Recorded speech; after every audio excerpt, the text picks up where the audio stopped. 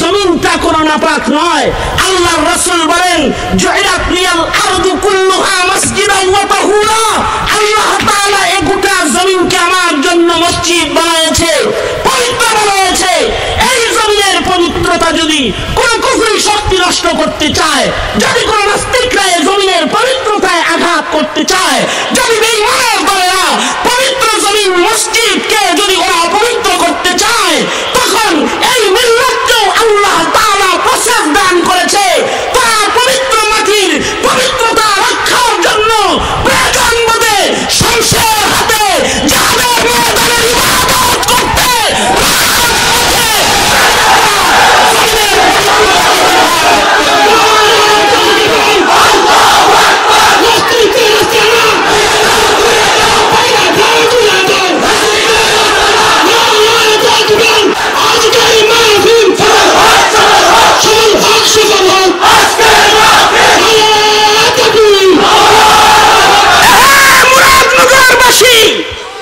তোমাদেরকে বলছি, দেহ যেমন পবিত্র করতে হয়, জমিনও পবিত্র করতে হয়। এই জমিনের পবিত্রতারও একটি আযান রয়েছে। নামাজের যেমন আযান রয়েছে, হজের যেমন আযান রয়েছে, ইসলামের প্রতিটি ইবাদতের যেমন আযান রয়েছে, পরিচালক রয়েছে, ইমাম রয়েছে, জমিন পবিত্র করারও ইমাম রয়েছে, জমিন পবিত্র করারও আযান রয়েছে।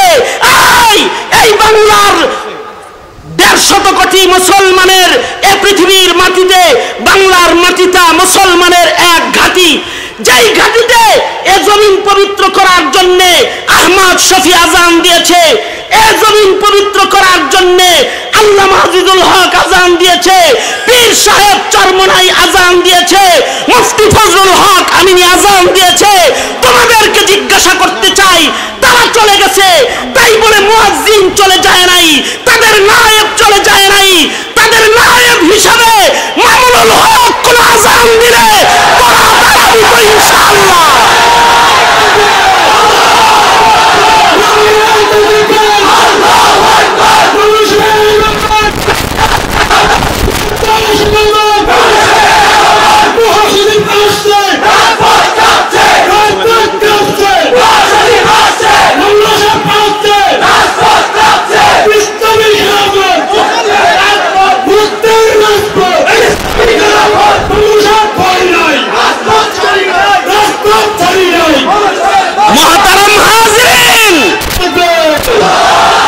মোহতারাম হাজিরিন, আমরা আল্লামা মামুনুল হককে কি কথা বলতে পারি যে আল্লামা আহমদ শফি চলে গেছে, কিন্তু তার আযান নিয়ে তুমি যদি ময়দানে দাঁড়াও, তা আমরা তোমার সাথে এই জমিন পবিত্র করতে আবার শাপলা চত্বরে যাব। তৈয়ার আছো তো ইনশাআল্লাহ? তৈয়ার আছো তো ইনশাআল্লাহ? মোহতারাম হাজিরিন, আমি আমার সংক্ষিপ্ত দুটি কথায় যে ইন্তজারে আমি ছিলাম যে শেখুল হাদিস ইবনে শেখুল হাদিস আসবেন, আমার আলোচনার ইতি ঘটবে, হযরত চলে এসেছেন।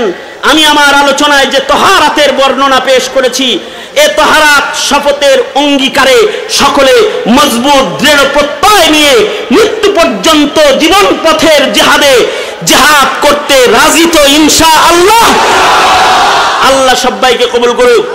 তাহারাতের মারকাজ হলো মুরাদনগর জামিয়া, একটি জামিয়া। এই জামিয়াকে দেখভাল করবেন তো ইনশাআল্লাহ? আরো যারা বলেন করবেন তো ইনশাআল্লাহ? এই জামিয়ার সাথে আছেন তো ইনশাআল্লাহ?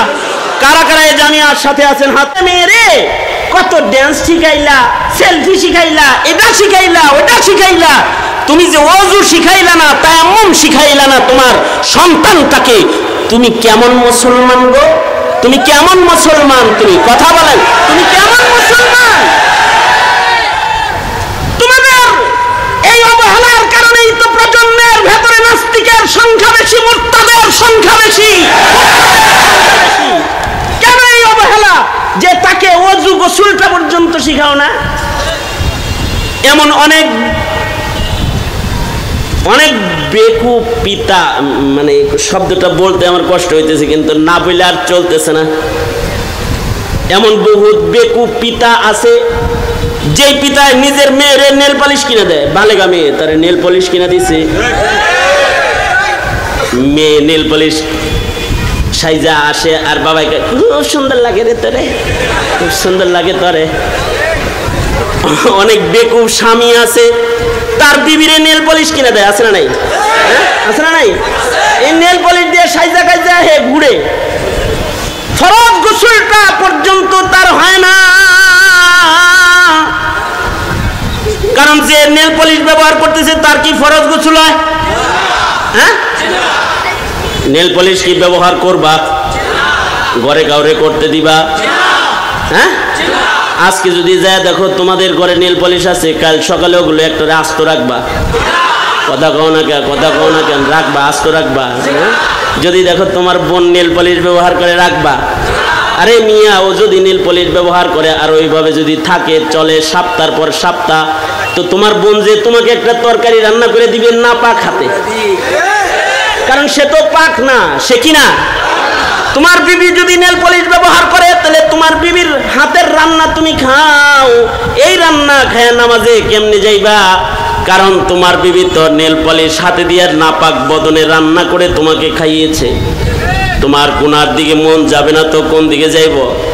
তোমার বদন নাপাক, কাপড় যেমন পাক রাখতে হয় বদনও পাক রাখতে হয়। এ কারণে জীবনে কখনো ফরজ গোসল মাথায় লইয়া জীবনে ঘুমাইবা না। এই সকাল বেলায় ফরজ গোসল আদায় করছো, অথচ তোমার গোসল ফরজ হয়েছে রাত 9টায় অথবা 10টায়।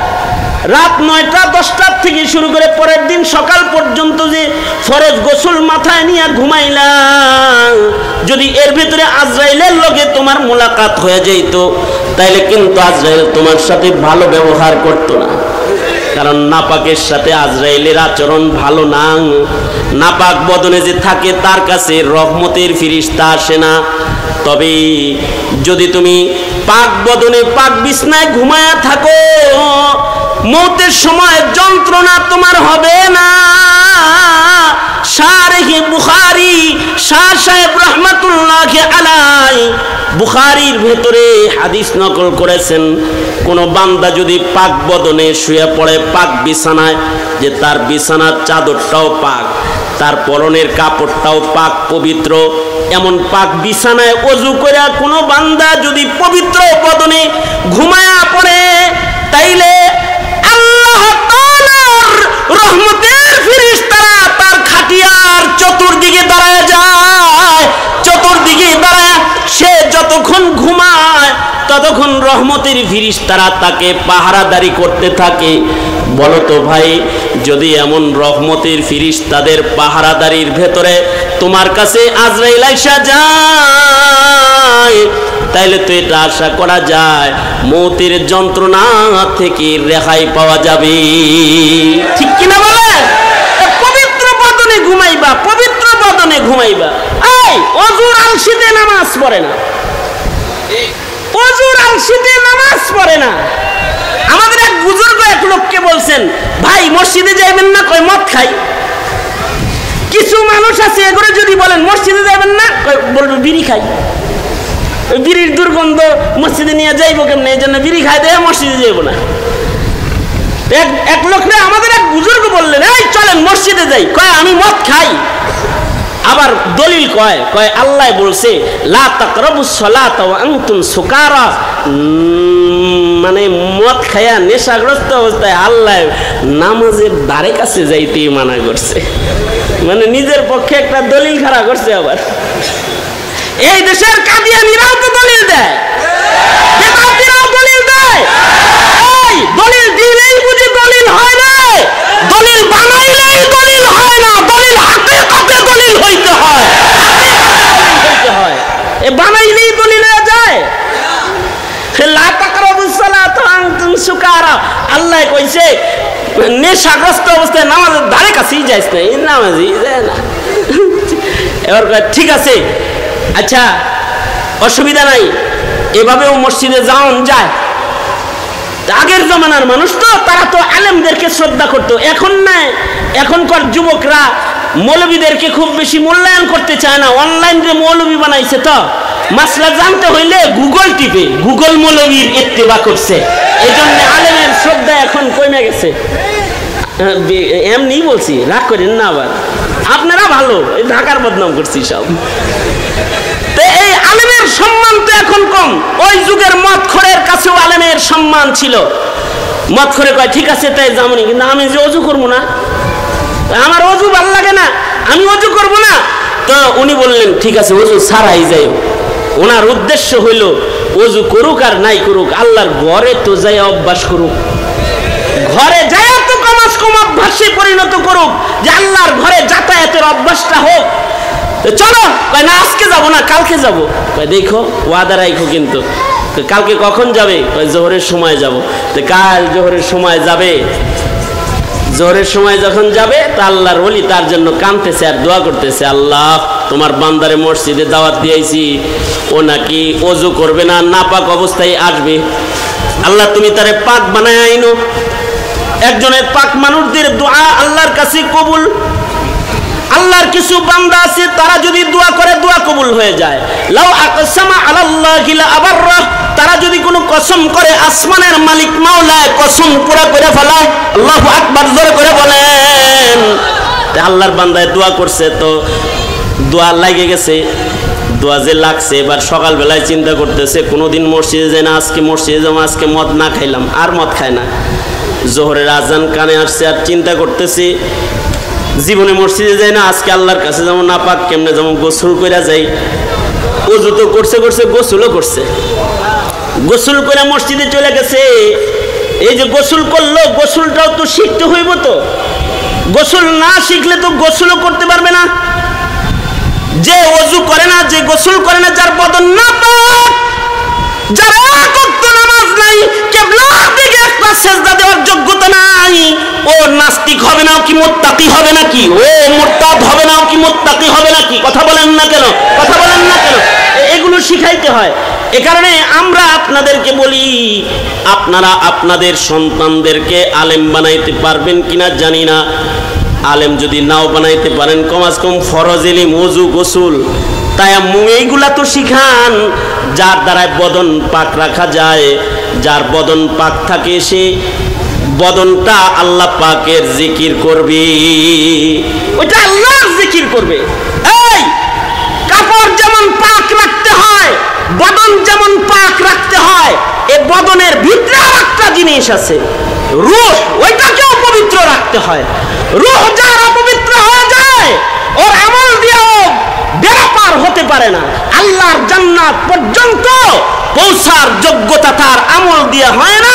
এক সময় নেফাকির আক্রমণে মুনাফিকের খাতায় নাম চলে যায়, মুনাফিকের খাতায় নাম চলে যায়। এ কারণে রূহকেও পবিত্র করতে হয়। এই রূহ পবিত্র করবা কেমনে? এই যে এমনি, এই যে এমনি বইছো, এমনি কুনু মা সাদিকিন, সাদিকিনদের সঙ্গ এখতিয়ার করলে রূহ পাক হয়। যত টিভির সামনে বসবা, যত মোবাইলের সামনে বসবা, ইন্টারনেটের সামনে বসবা, ভালো কামে বসলেও গুনাহ হয়ে যাবে। ফেসবুক চালাইতেছো তো, তাহলে দেখবা ওয়াজ শুনতে গেলেও দেখবা মহিলার ছবি আয়া পড়ছে। তুমি যদি কোরআন তেলাওয়াত শোনার জন্য ইউটিউবে ঢুইকা যাও, তো দেখবা তোমার চোখের সামনে গুনাহ হাজির হয়ে গেছে।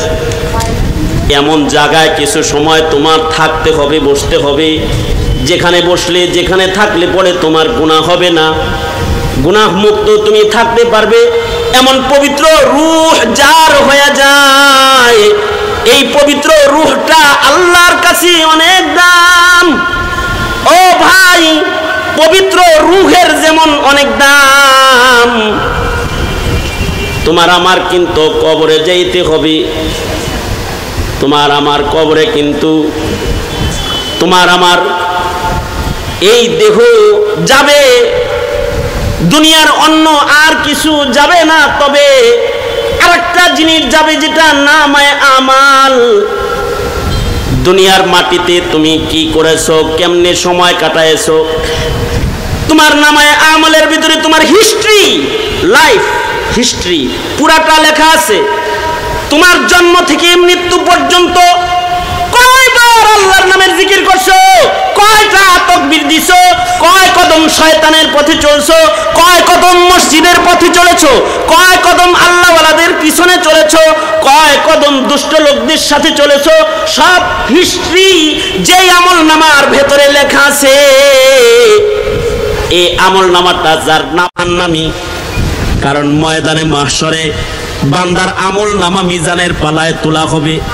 যার আমল নামায় নেক বেশি হবে তার আমল নামাটা ওজনদার হয়ে গেলে ডান দিকে ঝুঁকে গেলে আল্লাহর জান্নাত পাবে। আর যদি নামায় আমলের ভিতরে গুনাহ খাবার সংখ্যা বেশি হয় রে ভাই, তাইলে কিন্তু জাহান্নামের আগুনে জ্বলতে হবে।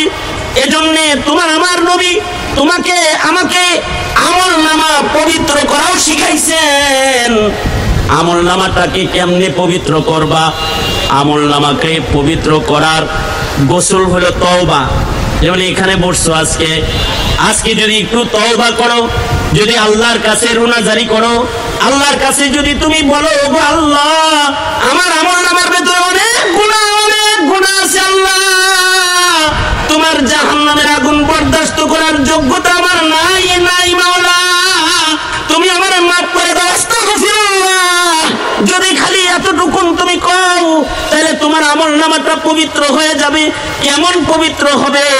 তুমি কেমন হবা? কায়াউমিন ওয়ালাদাতহু উম্মুহু, তোমার মা যেদিন তোমাকে প্রসব করেছে সেদিন যেমন তোমার আমল নামার ভেতরে কোনো গুনাহ ছিল না, এখন যদি তুমি তওবা করো তাইলে তোমার এই আমল নামা ঘাড়ের ফিরিস্তায় যেটা রেডি করতেছে এটা আর নাপাক হবে না, এটা হবে পাক।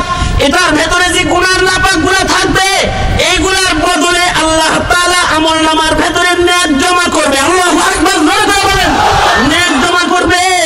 তাই যখনই কোনো আলেমের সোহবতে যাইবা তখন খালেস দিলে তওবা করবা, চোখের পানি ফেলে তওবা করবা। মনে রাখবা এই কথাটা, তোমার যদি একটা নেকিও না থাকে কিন্তু তোমার ভিতরে যদি মরার আগে তওবার চাহিদা জাগে ক্ষমার, তাইলেও আল্লাহ তোমাকে মাফ করে দিবে।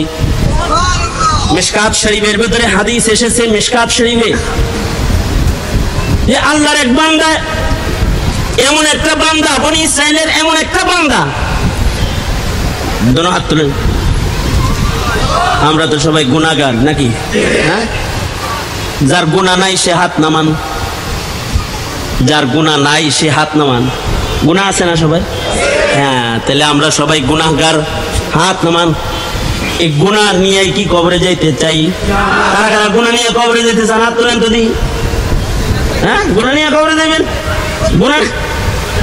গুনাহ নিয়ে তো কবরে যেতে চান না, ঠিক না? হ্যাঁ, গুনাহ নিয়ে যদি কবরে যেতে না চান তাহলে বলেন আস্তাগফিরুল্লাহ। আরো জোরে বলেন আস্তাগফিরুল্লাহ। এই মনে মনে ভাবতে পারেন যে হুজুর কালকেও করছিলাম আবার গুনাহ করছি। এটা মনে আসতে পারে যে হুজুর গতকালকেও তো মসজিদে যায় আস্তাগফিরুল্লাহ পড়ছিলাম, পরে আবার গুনাহ করছি। ঠিক আছে, আজকে মাহফিলে আবার আসো, আবার পড়ো। যতবার গুনাহ হবে ততবার তওবা করবা। এক হাদিসে আছে যারা গুনাহ হয়ে যাওয়ার সাথে সাথে তওবা করে ইস্তেগফার করে আল্লাহ তাআলা তাদের ব্যাপারে আসমানের ফেরেশতাদের বলে, দেখ আমার বান্দা আমারে ডরায়। আল্লাহু আকবার, আস্তে করে আল্লাহ ফেরেশতাদেরকে বলে, ফেরেশতারা দেখ আমার বান্দা আমাকে ভয় পায়, আমার ভয় বারবার আমার বান্দা ইস্তেগফার করে, তোরা সাক্ষীটা করে মাফ করে দিলাম। আল্লাহ তাআলা এই কথা কয়। শুধুই কি তাই? মিশকাত শরীফের হাদিস, বনি ইসরাইলের ভেতরে এমন একজন বান্দা ছিল যে বান্দা জীবনে কোনোদিন কোনো নেক আমল করে নাই। তার জীবনে কোনো নেক আমল নাই, যা করছে সব আকাম কুকাম করছে। আর কি বুঝো না এই কথাটা? যা করছে সব আকাম কুকাম করছে, একটা নেকিও তার আমল নামার ভেতরে নাই। কিন্তু মরার আগে ডর হইছে যে হায় হায় জাহান্নামের আগুন তো সইতে পারুম না। নিজের সন্তানদের ডাকছে, ডেকে বলে, এই সন্তানেরা রে, সাবধান সাবধান, আমি মরে গেলে কিন্তু আমার গুরুস্থানে মাটি দিস না। আমি মরে গেলে আমাকে কবরস্থানে তোরা দাফন করিস না। আমি আমার মালিকের কাছে কি লয়ে যাবো? আমার কিচ্ছু নাই। আমি মরে গেলেও আমার সন্তানরা তোরা আমার লাশটাকে আগুনের দ্বারা পোড়াইয়া দিবি, আমাকে জ্বালিয়ে পোড়াইয়ে ছাই বানায় ফেলবি। যখন আমার গোটা দেহটা আগুনে ছাই হয়ে যাবে পুড়ে, তখন আমার এই অবশিষ্ট পুড়ে যাওয়া ছাই গুলাকে দুইটা ভাগ করবি, অর্ধেক ছাই তোরা বাতাসে উড়াইয়া দিবি, আর অর্ধেক ছাই সাগরের পানিতে ভাসায়া দিবি। আমি সাগরের পানির তলদেশে জায়গায় জায়গায় আমি ছড়ায়া ছিটায় থাকবো, আমি বাতাসের ভেতরে ছড়ায়া ছিটায় থাকবো, আমার যেন অস্তিত্বে এসে আল্লাহর সামনে দাঁড়াইতে না হয়। কারণ আমি এত বড় নাফরমান, জীবনে এমন কোন নেক করি নাই আমার মাওলারে আমার চেহারাটা দেখান যায়। আমারে পুরায়া ছাই বানায়া বাতাসে উড়াইয়া দিবি, আমারে ছাই বানায়া সাগরের পানিতে তোরা ভাসায়া দিবি। বান্দাটা সত্য সত্য এই কথাটা বলার পরে মরে গেল। মরে গেলে তার সন্তানরা তাকে আগুন দিয়ে পুড়ায়া ফেলাইলো। দেহটা যখন ছাই হয়ে টুসটুস হয়ে গেছে, এই ছাইগুলারে দুই ভাগ করে বানাইছে। বাবার ওসিয়ত মাফিক এই পুরা ছাইগুলাকে অর্ধেক বাতাসে ছড়ায় দিছে, বাকি অর্ধেক সাগরের পানিতে ভাসায় দিছে। কিন্তু কাদের মতলব আল্লাহ তাআলা তার মৃত্যুর পরে বাতাসকে বলেছে, ও বাতাস, আমার ওই বান্দাটা যেখানে যেখানে তার ছায়ের গুড়া গুড়া জাররা জাররা যেখানে যেখানে যায় পড়েছে সব এক জায়গায় করে ফেলা। বাতাসে আল্লাহর নির্দেশে তারে এক জায়গায় করে ফেলেছে। সাগরের পানিকে বলেছে, এই পানি, কারণ পানি কার গোলাম? আরো আস্তে করে কও, আরো আস্তে করে কও, পানি কার গোলাম? কার গোলাম? বাতাস কার গোলাম? বাতাস আল্লাহর গোলাম, পানি আল্লাহর গোলাম। পানিকে আল্লাহ বলেছে ওরে এক জায়গায় করে দে, তো পানিতে দেহটাকে আবার এক জায়গায় করে দিছে। বান্দাটা যখন এবার একটা সুন্দর আবার মানুষে পরিণত হয়েছে, এবার ফেরেশতারা তাকে জিজ্ঞাসা করতে চায়। আল্লাহ তাআলা ফেরেশতাদেরকে বলে, ও ফেরেশতারা, তোরা জিজ্ঞাস না, আমি জিগাই, আমি আল্লাহ নিজে জিগাই। আল্লাহ তাআলা নিজে তার বান্দাকে জিজ্ঞাসা করে, এরে বান্দা, মরার আগে নিজের পুরায়া আগুনে পুরায়া নিজের ছাই বানায়া তুই বাতাসের ভিতরে ছড়ায় ছিটায় গেলি কেন? কেন তুই সাগরের পানিতে ছড়ায় গেলি? এই ওসিয়ত তুই সন্তানদের কেন করেছিস জানতে চাই। বান্দাটা তখন বলে, আল্লাহ কেউ জানে না, কিন্তু তুমি তো জানো কেন করেছি। ও আল্লাহ, আমার এই নাপাক এই গুনার চেহারাটা তোমার কাছে দেখাইতে আমার বড় শরম। ও আল্লাহ, এই গুনাহগারের চেহারাটা তোমার কাছে দেখাইতে শরম লাগে দেখে এই কাম করেছি। আল্লাহ তাআলার সাথে সাথে ফেরেশতাদের সাক্ষী রেখে বলে, ফেরেশতারা, আরে তোরা সাক্ষী থাক, আমার যে বান্দাটা আমারে ভয় পায় তার নেক না থাকলেও আমি তাকে মাফ করে জান্নাত দিয়ে দিলাম। আল্লাহু আকবার। যদি তাই হয়, যদি তাই হয়, তাহলে তোর জীবনে আর কয়খান গুনাহ লয়া তুই এই মুরাদনগর জামিয়ার মাহফিলে এসেছিস? কয়টা গুনাহ তোর আছে? তোর গুনাহর পরিমাণ কত? তোর গুনাহ তো মালিকের গফফার নামের কাছে তুচ্ছ তুচ্ছ।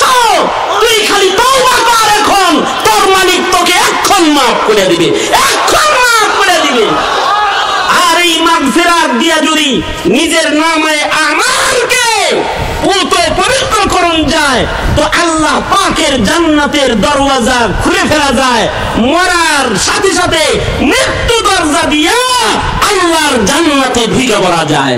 তওবা করতে রাজি আছো ইনশাআল্লাহ? আখিরি মোনাজাতে তওবা করে তারপরে যাবা। তবে আরেকটা কথা আমি তোমাদের কাছে ওয়াদা নিতে চাই, শোনো। গায়ের জামা যেরকম পাক করতে হয়, পাক করার যেমন প্রসেস রয়েছে, দেহ যেমন পবিত্র করতে হয়, দেহ পবিত্র করার যেমন প্রসেস রয়েছে, রূহ যেমন পবিত্র করতে হয়, রূহকে পবিত্র করার যেমন প্রসেস রয়েছে, আমল নামাকে যেমন পবিত্র করে কবরের ঘরে যেতে হয়। এটাকে পবিত্র করারও যেমন প্রসেস রয়েছে, মনে রাখবে এই জমিনটা কোনো নাপাক নয়। আল্লাহর রাসূল বলেন, জুইলাত লিয়াল আরদু কুল্লুহা মাসজিদান ওয়া তাহুরা, আল্লাহ তাআলা এই গোটা জমিনকে আমার জন্য মসজিদ বানিয়েছে, পবিত্র বানিয়েছে। এই জমিনের পবিত্রতা যদি কোন কুফরি শক্তি নষ্ট করতে চায়, যদি কোন নাস্তিকরা এই জমিনের পবিত্রতায় আঘাত করতে চায়, যদি বেঈমানের দলেরা পবিত্র জমিন মসজিদকে যদি ওরা অপবিত্র করতে চায়, তখন এই মিল্লাতকেও আল্লাহ তাআলা প্রসেস দান করেছে। তারা পবিত্র মাটির পবিত্রতা রক্ষার জন্য প্রয়োজন বোধে শমশের হাতে জিহাদের ময়দানে ইবাদত করতে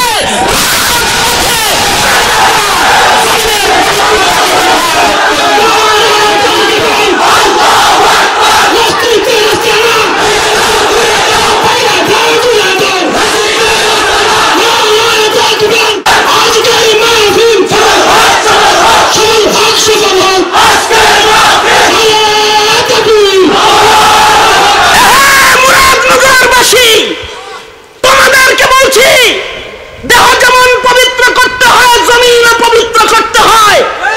এই জমিনের পবিত্রতারও একটি আযান রয়েছে। নামাজের যেমন আযান রয়েছে, হজের যেমন আযান রয়েছে, ইসলামের প্রতিটি ইবাদতের যেমন আযান রয়েছে, পরিচালক রয়েছে, ইমাম রয়েছে, জমিন পবিত্র করারও ইমাম রয়েছে, জমিন পবিত্র করারও আযান রয়েছে।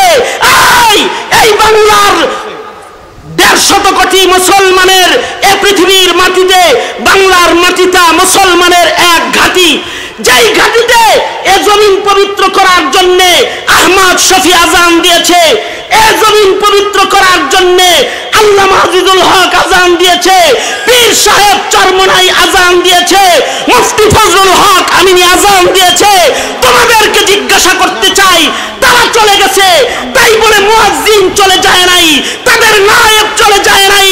তাদের নায়েব হিসাবে মামুনুল হক কোন আযান দিলে তোরা দাঁড়াবি তো ইনশাআল্লাহ।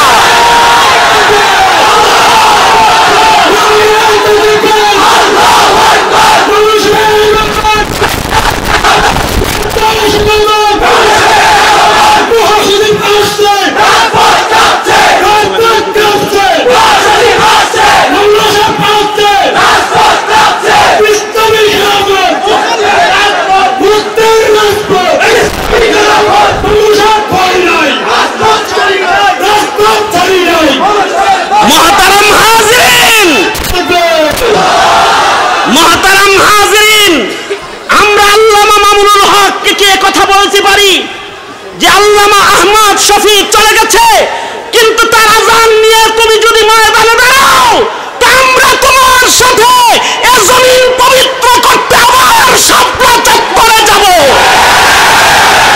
তৈয়ার আছো তো ইনশাআল্লাহ? তৈয়ার আছো তো ইনশাআল্লাহ? মোহতারাম হাজিরিন, আমি আমার সংক্ষিপ্ত দুটি কথায় যে ইন্তজারে আমি ছিলাম যে শেখুল হাদিস ইবনে শেখুল হাদিস আসবেন, আমার আলোচনার ইতি ঘটবে, হযরত চলে এসেছেন। আমি আমার আলোচনায় যে তাহারাতের বর্ণনা পেশ করেছি, এ তাহারাত শপথের অঙ্গীকারে সকলে মজবুত দৃঢ় প্রত্যয় নিয়ে মৃত্যু পর্যন্ত জীবন পথের জিহাদে জিহাদ করতে রাজি তো ইনশাআল্লাহ? আল্লাহ সবাইকে কবুল করুক। তাহারাতের মারকাজ হলো মুরাদনগর জামিয়া, একটি জামিয়া। এই জামিয়াকে দেখভাল করবেন তো ইনশাআল্লাহ? আরো যারা বলেন করবেন তো ইনশাআল্লাহ? এই জামিয়ার সাথে আছেন তো ইনশাআল্লাহ? কারা কারা এই জামিয়ার সাথে আছেন? হাত। আযান দিতে হাজির হয়ে গেছেন, উনি আযান দিবেন, আপনারা ইক্তেদা করবেন ইনশাআল্লাহ।